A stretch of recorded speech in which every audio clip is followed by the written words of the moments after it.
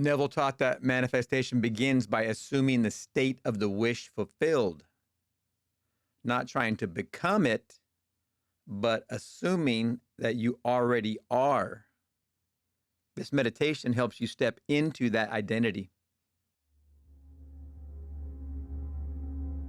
Allow your mind to accept this new state. Let it become familiar. Let it become comfortable.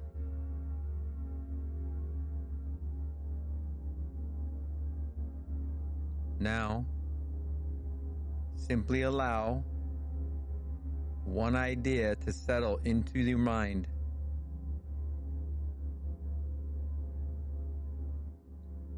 This is who I am now.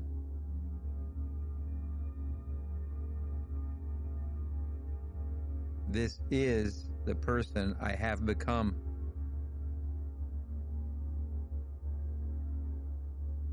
Allow that identity to feel natural.